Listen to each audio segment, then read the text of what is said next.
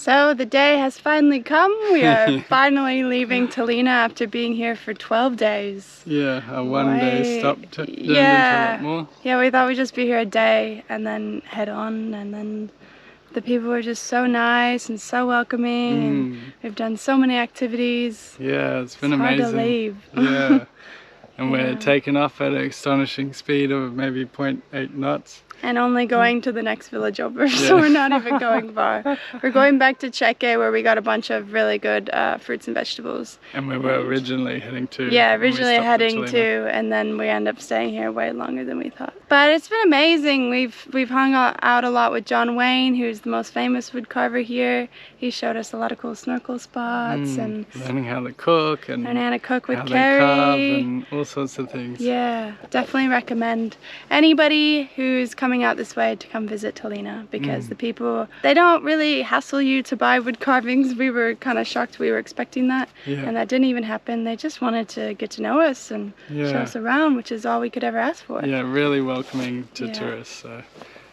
yeah, definitely worthwhile checking out. Ryan's holding the red sail out, trying to get a bit more speed. That's alright, no rush. Sailing in the Solomons during wet season? Not exactly ideal. You've really only got two options: be patient or burn through fuel. Most of the time, we chose patience. Ridiculous as that might sound. But honestly, couldn't we all use a bit more of that in our lives?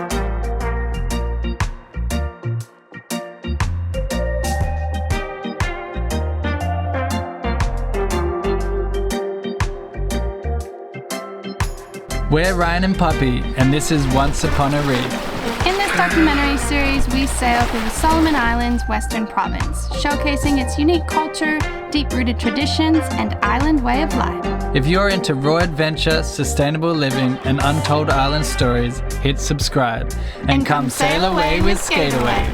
Woo! That was a good one.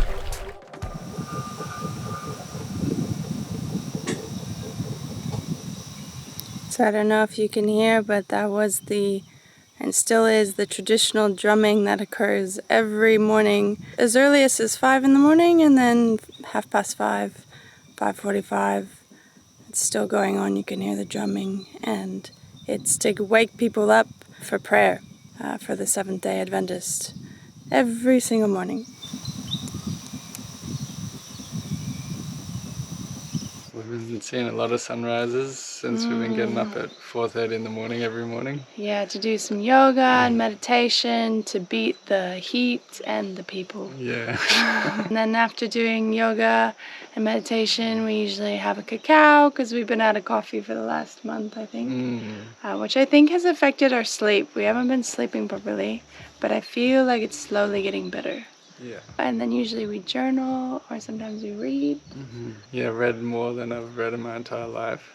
Yeah. And written more than I've written in my entire life. Yeah. Yeah, we journal almost every day. We're worried about finishing our journals that we've only just started. I've read 5 books already in the last 3 months that we've been traveling, 3 or so months. And normally I barely even finish a book in a year. Yeah. Which is pretty sad. And it's not just reading fastly, like I feel like I'm retaining more of it and like understanding it and like getting involved in the story more. Our focus levels are way stronger, like in anything. Yeah, you can focus longer and the quality of it's better. And also memory, I feel like I'm remembering more things from my past. Which you always complain about having a bad memory. Yeah, but I feel like my memory's got better.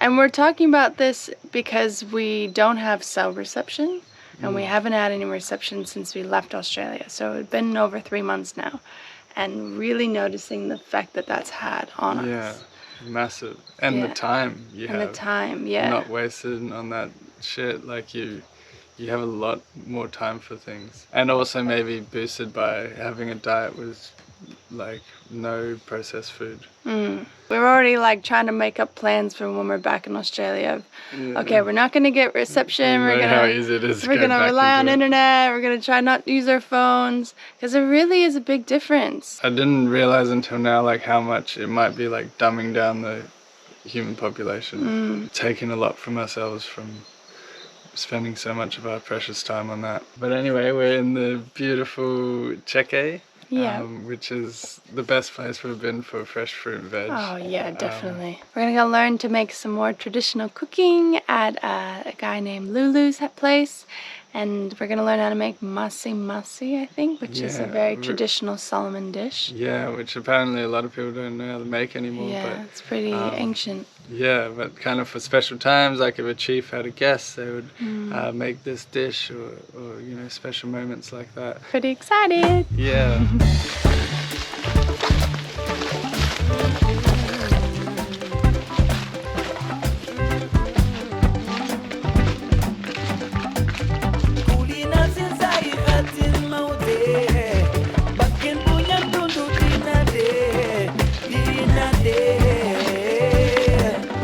And no crocodiles here, or still crocodiles? Some. Sometimes crocodiles. So you need to swim further. No crocodiles is always yeah.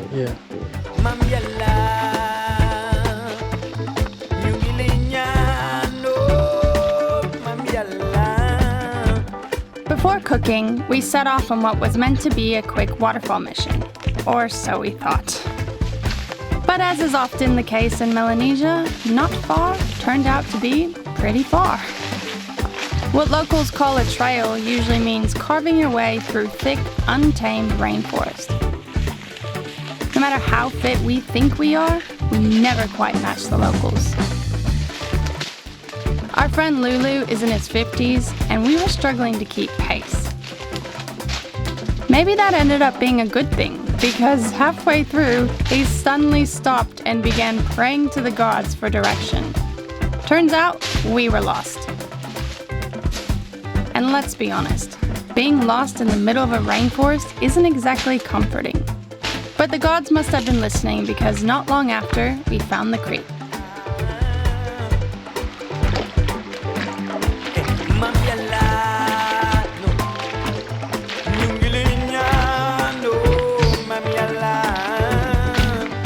From there it was simple, just follow the water upstream. No more worries about getting lost. Except for me. My shoes had completely fallen apart, so I got creative, tied them together with some jungle vines. Miraculously, they held up for the rest of the hike. Not really what you want on a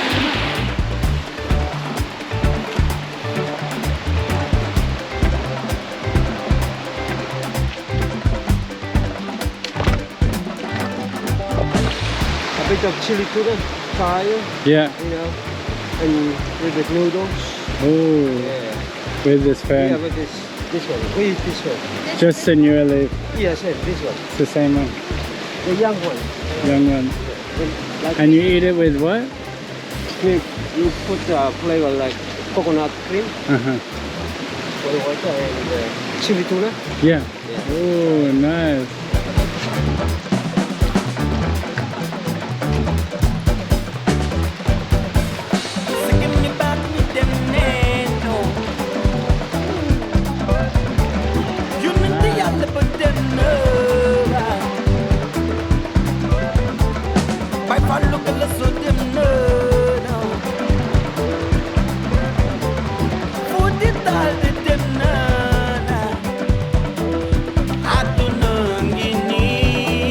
The waterfall?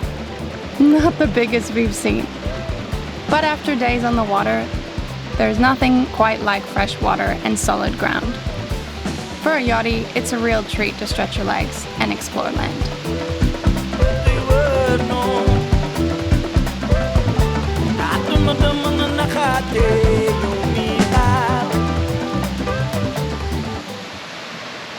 So which vine is this?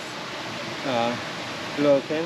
This rope we use like some for leaf house. Oh, to weave houses. Yeah. And the baskets too? And the basket, and also you see the cane chair. Yeah. Yeah. Table. Uh-huh. So very useful this one. Really strong. Yeah. We're gonna use this to fix my shoe that I broke because I've just wrapped this random vine around it, but it's not holding up that well. We got a long bush trek back.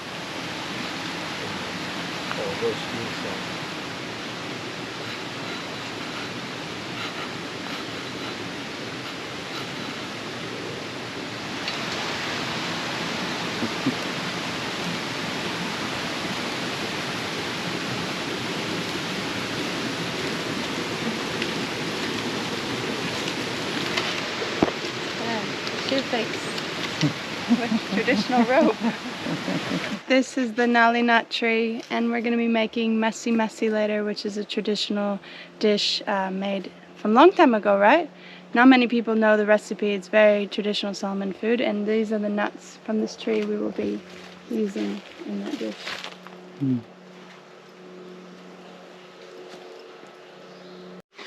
Oh, So we're making the Masi. And these are the nali nuts.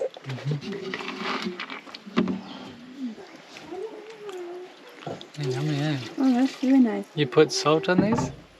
No, that's just how it is. How would you describe that? Like peanut. We've got some, this is Ibica. Slippery cabbage. Slippery cabbage. This one is potato. And this one is They're the nuts? the nuts. Crushed up. Ah, crushed nuts. Mixed with water? Yes. And nali nuts. This Solomon dish is simple to make, but time consuming. It starts with putting a layer of nali nuts mixed with water inside a tray made out of green banana leaves. Next, a layer of fresh Ibica leaves, or slippery cabbage as some call it. Then more nali nut mixture, and more Ibica leaves. Now it's time to add a layer of thin slices of potato. And then the process pretty much repeats itself over and over again until you have several layers and all your ingredients are used. Finally, wrap it tightly in green banana leaves. Briefly heat it over the fire to make them pliable. They form a natural non-stick parcel that seals in moisture, adds a subtle earthy flavour, and lets it slow bake perfectly over hot stones. And now we are learning to make rainbow cake. And there's some fresh coconut cream. Looks like margarine. Is that like butter? But Sugar, and they've got some eggs and food dye. Yeah. I love sweet things.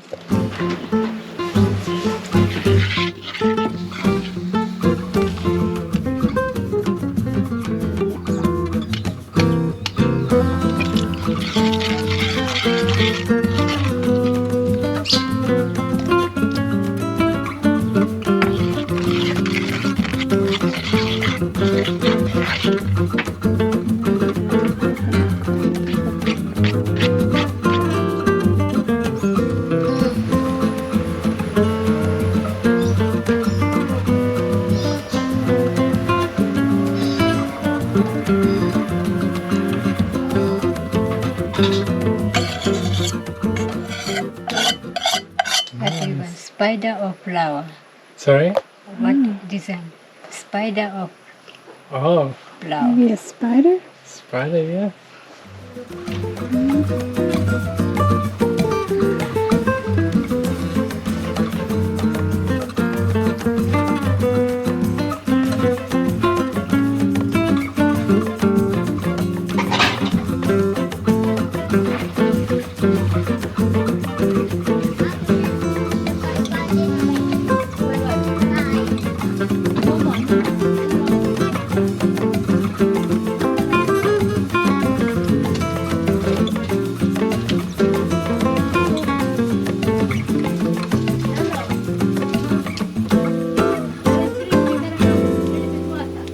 So this is the cooked Masi. She cooked it on the fire the same way that you make the cassava pudding, so with using hot stones in a custom oven for about 2 hours, and then come out with the masi, and this is what it looks like.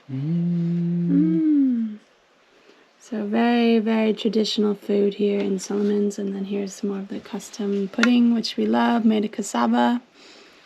So let's try this masi.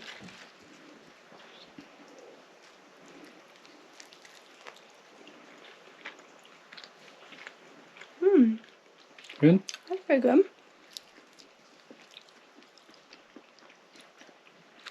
And then what is this? This is a spider rainbow cake. The finished product. And some coconut bread. And then some fruit to take home. Yeah. So hospitable here. Yeah. So we've just left Cheke. We just left our friend LuLu's place, who is probably one of the most generous people I think we've met during our travels. Yeah, well, like all that stuff we showed on the table, we didn't realize, but it was all for us to take home. Like the entire cake, the fresh bread, the masi, the pudding. Yeah, he was like, take it all. What? It's gonna really show it. Yeah. Sorry, we're mid-driving near a reef. Tommy's always trying to film while I'm trying to navigate through the reef. I want to make it harder for you. Yeah, so all the stuff that was on the table was all for us apparently, which is a lot of food, plus vegetables and fruit and coconuts and yeah, everything. So we went back to the boat and we got him a bunch of gifts to give him, and just to say thank you for everything. And he's like, if you ever come back here, you got a free place to stay. Yeah. Like, you know, take you around. We can show you all things. So. And he's trying to run kind of like a tourist business, so people can come stay at his eco lodge, and he'll take people out on tours. We don't really know how we can connect people with him yet, but really nice, and he speaks great English, explains things well. Yeah, and he's very got a lot of knowledgeable. places to offer. And yeah, you can go hiking in the bush, to waterfalls. He's got access to multiple swimming spots around there, even up ones of other villages, heaps of dive spots. Lots of fruit and veg. And he's happy to take you as far as you want to go Yeah. if you pay for fuel. Like. Yeah. So between Cheke and Talina has been so far highlights. Yeah. Being here in Solomon Islands. We still have many more places to come, but for the moment they are high on the list. Yeah.